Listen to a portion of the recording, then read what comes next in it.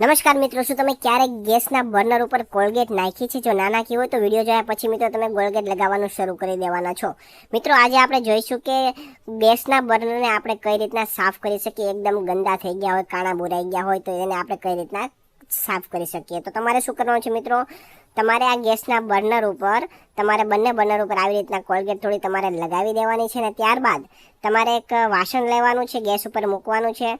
Gas ચાલુ નથી કરવાનો અત્યારે.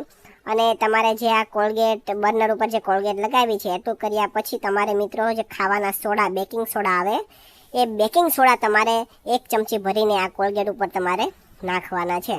અને ત્યારબાદ મિત્રો તમારી પાસે જે જૂનું ટૂથબ્રશ પડેલું હોય તે લેવાનું છે અને તમારે વ્યવસ્થિત બ્રશ દ્વારા આ કોલગેટ છે અને જે આપણે બેકિંગ સોડા છે એને તમારે બર્નરમાં ઉપરની સાઈડ અને અંદરની સાઈડ બંને સાઈડ તમારે વ્યવસ્થિત ઘસવાનું છે. એકદમ બધે બરોબર ઘસી લેવાનું છે, ક્યાંય જગ્યા બાકી રહેવી ના જોઈએ.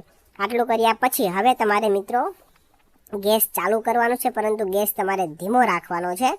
અને તમારે મિત્રો આ જે ગેસ બર્નર છે એને તમારે તેની અંદર મૂકવાનું છે. અને ત્યારબાદ તમારે મિત્રો તેની અંદર તમારે નાખવાનું છે વિનેગર. જેવું તમે વિનેગર ઉમેરશો એટલે થોડા ફીણ જેવું પણ ઉત્પન્ન થવા લાગશે, રિએક્શન થશે. અને ત્યારબાદ તમારે મિત્રો થોડું એવું પાણી, અડધા ગ્લાસ જેટલું પાણી ઉમેરવાનું છે. અને એટલું કર્યા પછી તમારે મિત્રો વાસણ ધોવાનું જે લિક્વિડ હોય એ તમારે તેની અંદર થોડું ઉમેરવાનું છે. અને પછી તમારે મિત્રો ફરીથી બ્રશ દ્વારા હવે આ લિક્વિડથી તમારે મિત્રો આ બર્નર છે એને તમારે સાફ કરવાનું છે, વ્યવસ્થિત ઘસવાનું છે. હવે મિત્રો જ્યાં સુધીમાં આપણે આ બધું ઘસીએ અને ત્યાં સુધીમાં તમારું નામ અને તમારા ગામનું નામ કોમેન્ટ કરીને જણાવી દો, જેથી કરીને અમે તમને સ્પેશિયલ થેન્ક્સ કહી શકીએ. તો મિત્રો last વિડીયોનું special thanks Chhayaben રાછને પડધરીથી, Rajeshbhai પંચાલને અમદાવાદથી, શોભનાબેન સોલંકીને વલાદથી, ભૂરાભાઈ છાગાને લાખાપરથી, મદનભાઈ વોરાને સુમેરપુરથી, બાબીબેન પટેલને વિસનગરથી, રેમાની પિલાઈને નડિયાદથી, વાસુદેવભાઈ રજવાણીને આનંદથી, HN ઝાલાને ઝાંઝરવાથી અને ધર્મેશભાઈ ઝરીવાલાને સુરતથી જાય છે. મિત્રો તમે પણ તમારું નામ કોમેન્ટમાં જણાવી દો, જેથી કરીને અમે તમને સ્પેશિયલ થેન્ક્સ કહી શકીએ. તો મિત્રો તમે જોઈ શકો છો કે વ્યવસ્થિત આપણે બ્રશ દ્વારા ઘસી લીધું છે બર્નરને.